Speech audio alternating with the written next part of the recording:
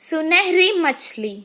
एक दिन समुंदर से एक मछली तीरते तीरते तालाब आ गई। वो बहुत अनोखी थी। तालाब की मछलियाँ उसे गौर से देखने लगी। उसी वक्त एक मछुआरा वहाँ तालाब की मछलियाँ पकड़ने आया। तालाब के मछलियों को शिकारी के बारे में पता था।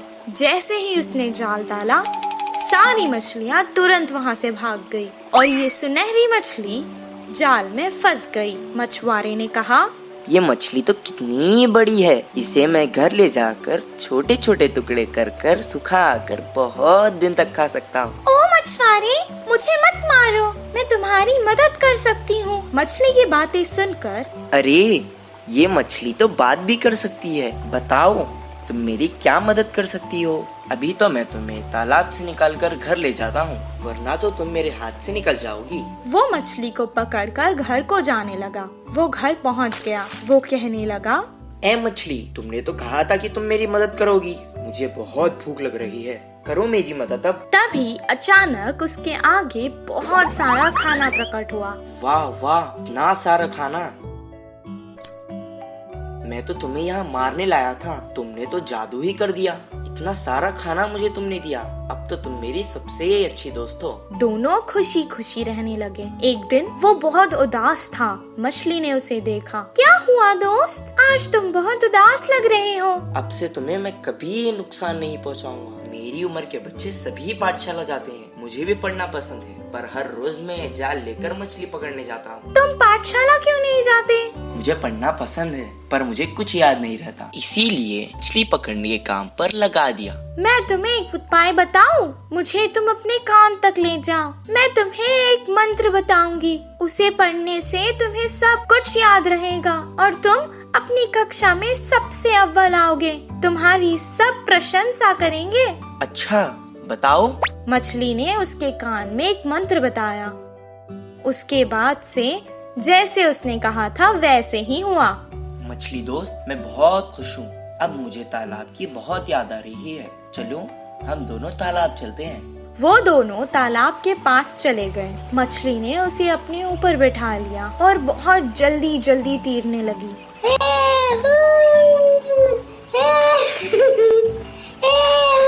और उसने सारे तालाब की सैर करवाई उसे। सबको देखकर वो बहुत खुश हुआ। जब उसका मन भर गया, वो वापस घर जाने लगा। मछली ने कहा, दोस्त, तुम अकेले ही क्यों जा रहे हो? मुझे भी अपने साथ ले जाओ। मैं जितना खुश पाठशाला में होता हूँ, आज मैंने देख लिया कि तुम उतना ही खुश तालाब में होती हो। मैं तुम्हें तुम्हारी खुशी से दूर नहीं कर सकता, इसीलिए मैं तुम्हें यहाँ छोड़कर जा रहा हूँ। मैं वापस जरूर आऊँगा दोस्त। इस कहानी से हमें ये शिक्षा मिलती है कि जिस काम में हमें खुशी मिलती है वही काम करना चाहिए और जहाँ रहने में खुशी होती है वही रहना चाहिए। कौवे की चालाकी। एक जंगल में दो बड़े बड़े पेड़ पास पास थे। एक पेड़ पे कौवे घोंसला बनाकर रहते हैं तो दूसरे पेड़ पर कबूतर रहते थे। पूरा दिन खाना ढूंढते हुए शिकार के लिए भागते थे। शाम ढलते ही अपने अपने स्थानों पर विश्राम करते थे। कौवे के समूह में एक अति आलसी कौवा रहता था। वो उठना ही देर से उठता था।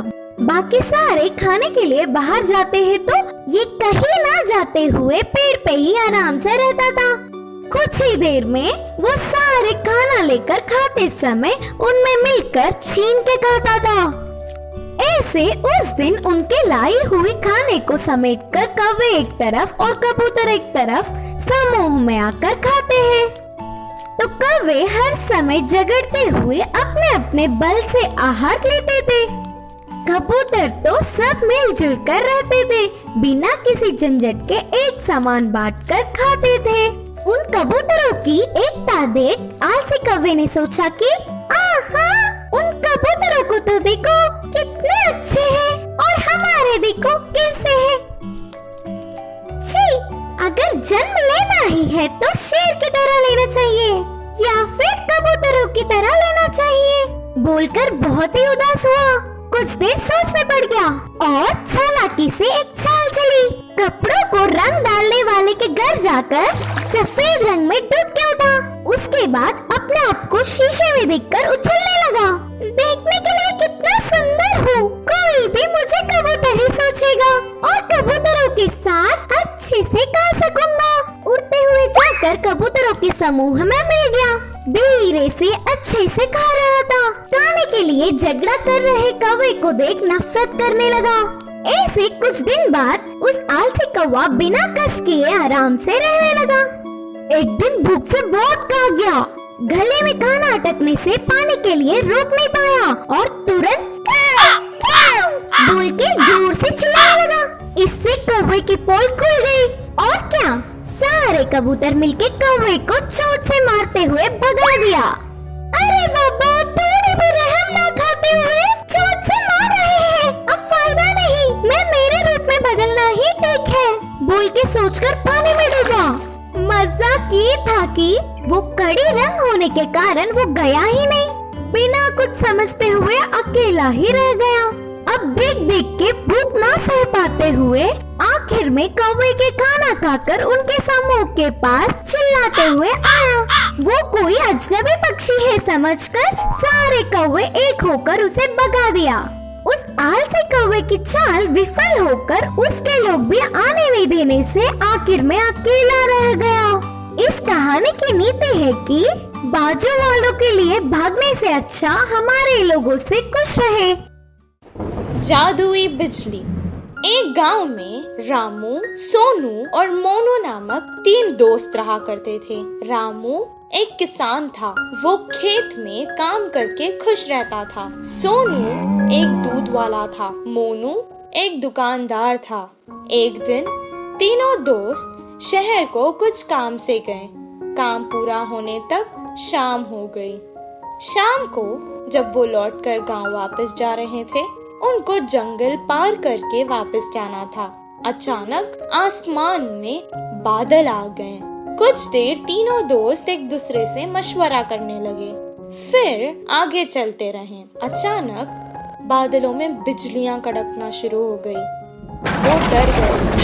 सोनू ने कहा, बाप रे, बिजली को देख रहे हो? लगता है आज तो हम जंगल में ही फंस जाएंगे। हाँ हाँ, सही कहा तुमने। आज तो ऐसे ही लगता है। बहुत रात हो चुकी है, अब हमें आगे नहीं जाना चाहिए। हम जंगल के बीचों बीच है। अब अगर हम आगे जाएंगे तो भी खतरा है, पीछे जाएंगे तो भी खतरा है। इससे बेहतर है हम आगे चले जाएं। इतना कहकर वो बैलगाड़ी आगे चलाने लगा।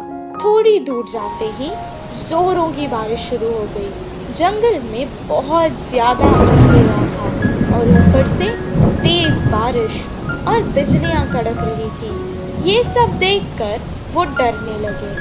अचानक उनकी बैलगाड़ी के सामने एक बड़ा सा पत्थर आ गिरा। तीनों बैलगाड़ी से उतर गए और एक पेड़ के नीचे रुक गए। मैंने तो पहले ही कहा था वापस चले जाएंगे, सब देखो क्या हो गया। तुमने रामू की बात मानी ना, ऐसे ही होना था। पेड़ के नीचे खड़ के वो बारिश के कम होने का इंतजार करने लगे। आसमान से एक बहुत बड़ी बिजली उनके आगे खड़कने लगी। जंगल में बहुत ज्यादा अंधेरा था और ऊपर से तेज बारिश और बिजलियां भी कड़क रही थी। ये सब देखकर वो डरने लगी। उन्हें समझ आ गया था कि ये सब कुछ किसी दुर्घटना की ओर इशारा है।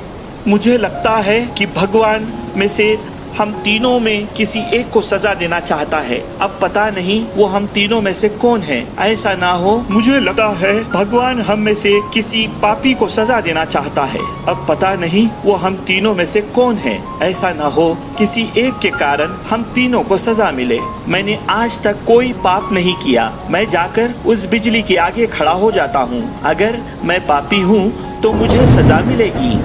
जैसा उसने कहा था उसे कुछ नहीं हुआ। वो वापस पेड़ के नीचे आकर खड़ गया। मोनू भी अपने मन में सोचने लगा, उसने तो कभी कोई पाप नहीं किया था। सोनू की तरह वो भी बिजली के आगे खड़ गया, उसे भी कुछ नहीं हुआ। अब रामू की बारी थी। वो सोचने लगा कि बाकी दोनों तो बच गए, अब भगवान को उसे ही सजा देनी होगी। लेकिन उसने भी तो कोई पाप नहीं किया था। वो डरते डरते बिजली के आगे खड़ गया। तभी अचानक बिजली वहां से पेड़ की तरफ चली गई और पेड़ के ऊपर गिर गई। पेड़ जल गया और उसके नीचे खड़े सोनू और मोनू मर गए। रामू को कुछ देर तक समझ ही नहीं आया कि आखिर हो क्या रहा है। दोनों दोस्तों की मौत पर वो बहुत दुखी हुआ और रोने लगा। हे भगवान, ये क्या हो गया? अगर अब मैं इन दोनों के बिना गांव जाऊंगा तो गांव के लोग मुझे ही इनका मौत का जिम्मेदार समझेंगे और मेरी बहुत बेइज्जती होगी। इससे बेहतर है मैं यहीं अपने दोस्तों के साथ मर जाता हूँ। रामू बहुत देर तक रोने लगा और रोते रोते वो भी मर गया। और अचानक एक देवी आकाश से प्रकट हुई और वो रामू की अच्छाई से बहुत खुश हुई, इसलिए उसने तीनों को जीवित कर दिया। रामू, तुम बहुत अच्छे हो इंसान। रामू, तुम बहुत अच्छे इंसान हो। तुमने कभी कोई पाप नहीं किया है। और तुम्हारे ये दोस्त सोनू, ये जो दूध बेचता था उसमें पानी मिलाया करता था और दूध को बहुत महंगे दाम पर बेचता था।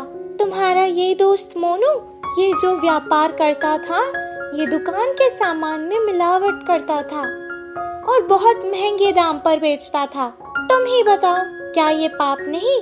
पर तुम बहुत अच्छे हो, सबकी मदद करते हो। तुमने ऐसे पापियों के लिए अपनी जान दे दी। मुझे अच्छा लगा।